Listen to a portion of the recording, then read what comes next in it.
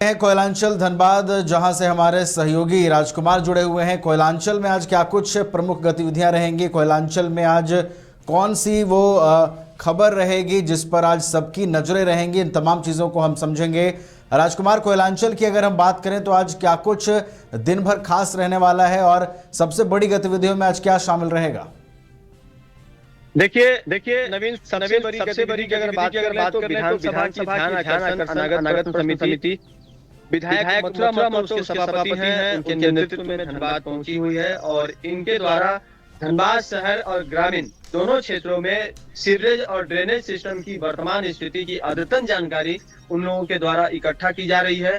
कल तमाम अधिकारियों के साथ, जिसमें कि डीडीसी, अपर नगर आयुक्त और एसडीएम के साथ साथ जिले के तमाम पदाधिकारी मौजूद थे। वहां पर एक लंबी बैठक हुई और तमाम योजनाओं की जानकारी ली गई कि किस तरह से ग्रामीण क्षेत्र में जो जलापूर्ति योजना है वो कार्य कर रही है या फिर किन किन क्षेत्रों में जलापूर्ति नहीं हो रही है, कहां कहां सीवरेज सिस्टम में प्रॉब्लम है, इन तमाम चीजों की जानकारी ली गई। और आज की अगर बात करें तो आज इन तमाम चीजों को लेकर स्थल निरीक्षण का कार्यक्रम है। अब से थोड़ी देर के बाद मथुरा महतो के नेतृत्व में जो टीम है वो शहर के अलग अलग क्षेत्रों में जहां जहां जल जमाव होती है, जहां जहां जो हाईवे पर जल जमाव की स्थिति है, खासकर 8 लेन जो नया नया बना है उसमें कई दफा जल जमाव देखने को मिलता है। इसमें कि ड्रेनेज सिस्टम शहर के कई क्षेत्रों में मजबूत स्थिति में नहीं है, कूड़े का अंबार लग जाता है और जो नालियां हैं वो बजबजाती रहती है। इन तमाम चीजों को लेकर आज विधानसभा की जो समिति है, विशेष समिति, स्पेशल समिति, यह आज निरीक्षण करेगी और तमाम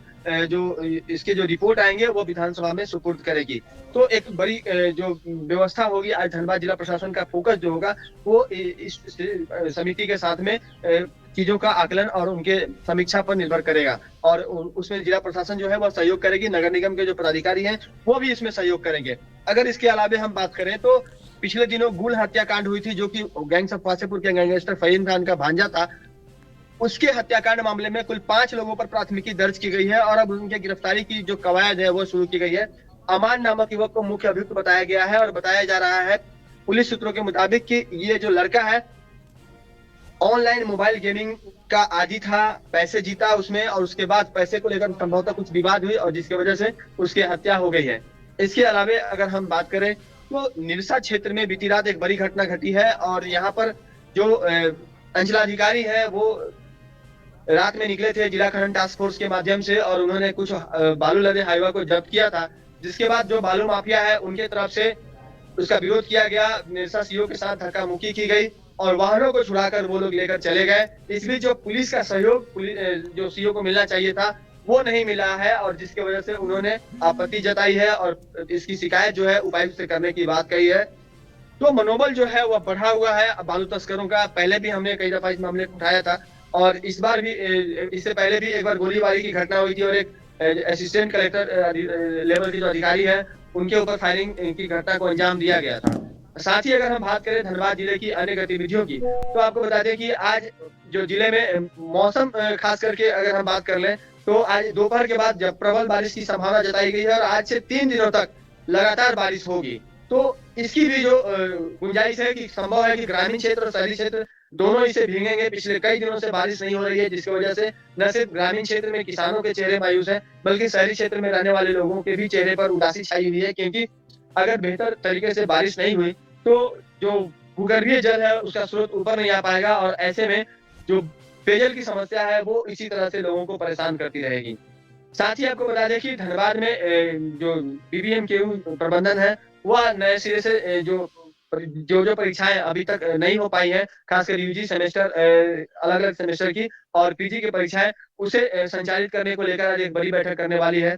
इसके अलावे अगर हम बात करें तो धनबाद में कई अन्य गतिविधियां भी देखने को मिल सकती है। जी चलिए, तो कई तरह की गतिविधियां धनबाद में देखने को मिलेंगी और जो गतिविधियां हुई हैं आपने उसका भी जिक्र किया है राजकुमार। देखिए, निर्वाचन आयोग की टीम झारखंड के दौरे पर पहुंची है और देखिए, विधानसभा चुनाव को लेकर सुगबुगाहट तेज है राजकुमार। आप झारखंड के तमाम जिलों को देखें, बीजेपी विजय संकल्प अभियान के जरिए कार्यकर्ताओं को सम्मानित तो कर ही रही है, साथ ही साथ विधानसभा चुनाव को लेकर कार्यकर्ताओं को टास्क दिए जा रहे हैं। आप ये बताइए कि कोयलांचल धनबाद में मतदाता पुनरीक्षण कार्यक्रम के तहत अब तक क्या कुछ किए गए हैं, किस तरीके से लोगों को अवेयर किया जा रहा है, और धनबाद में क्या कुछ सुगबुगाहट है विधानसभा चुनावों को लेकर? देखिए, पिछले एक सप्ताह पूर्व ही मतदाता पुनरीक्षण अभियान जो है उसकी शुरुआत हुई थी। 1 जुलाई को कटअप रखा गया है कि जिन लोगों ने 1 जुलाई तक, जिन युवाओं ने 1 जुलाई तक 18 साल की उम्र सीमा को पार कर लिया है, उन्हें मतदाता सूची में उनका नाम लाया जा रहा है। इसके अलावा उसमें जो त्रुटियां हैं, जिन लोगों का किसी कारणवश नाम में त्रुटि हो, या फिर उनका जो बूथ है उसमें कोई गड़बड़ी हो, या फिर किसी तरह की कोई त्रुटि हो, तो उसको सुधारने की जो प्रक्रिया है बीएलओ स्तर पर किया जा रहा है। जो सुपरवाइजर हैं उन्हें आदेश दिया गया है कि वो स्वयं घर घर जाकर लोगों से उसकी समस्याओं को सुने और उनके मतदाता में किसी भी तरह की अगर कोई खामी है तो उसे दूर करने का काम तय समय से पहले करें, ताकि चुनाव की जो रणभेड़ी है वो लगभग अगले 1 से 2 महीने के बीच हो सकती है। समय से पहले विधानसभा का चुनाव संपन्न कराने की प्रक्रिया शुरू हो सकती है। इसके अलावा अगर हम बात करें राजनीतिक दलों की, तो कांग्रेस ने समीक्षा कर ली लोकसभा चुनाव की, जेएमएम ने भी कर ली, और भाजपा एक बार फिर से नए जोश और खरोश के साथ विधानसभा चुनाव में विजय श्री प्राप्त करने के लिए अलग अलग जगहों पर विजय संकल्प यात्रा की शुरुआत कर चुकी है। 15 तारीख यानी कि 15 जुलाई को टुंडी में इसका आयोजन किया गया है, जिसमें कि स्वयं बाबूलाल मरांडी जो कि प्रदेश अध्यक्ष हैं, पूर्व मुख्यमंत्री हैं, वो मौजूद रहेंगे। हालांकि इससे पहले जब धनबाद में यह आयोजन हुआ था तो वहां पर हंगामे हुए थे, और इस मामले को लेकर के जेएमएम ने चुटकी ली थी और कहा था कि इसमें भी भाजपा को लगता है कि जेएमएम ने करवाया है और इसमें भी वो ईडी और सीबीआई की जांच करवा दे। तो ये आरोप प्रत्यारोप का जो दौर है वो लगातार बढ़ता जाएगा। और धनबाद के अलावा जो आजसू है, आजसू भी अब अलग अलग जगहों पर कार्यकर्ता सम्मेलन करवा रही है।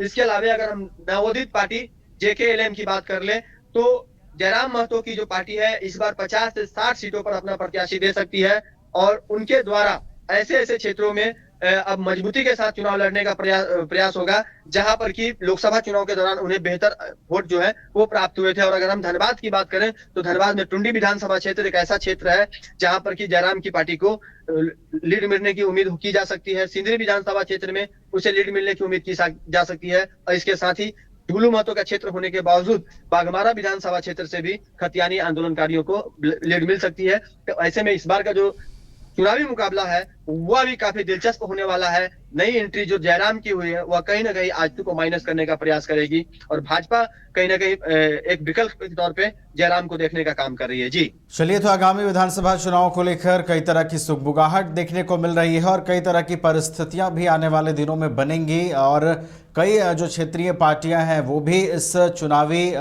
साल में जो आजमाइश करने की कोशिश करेंगे, और इनका कितना प्रभाव देखने को मिलेगा ये तो खैर आने वाला वक्त तय करेगा। फिलहाल बहुत बहुत धन्यवाद राज।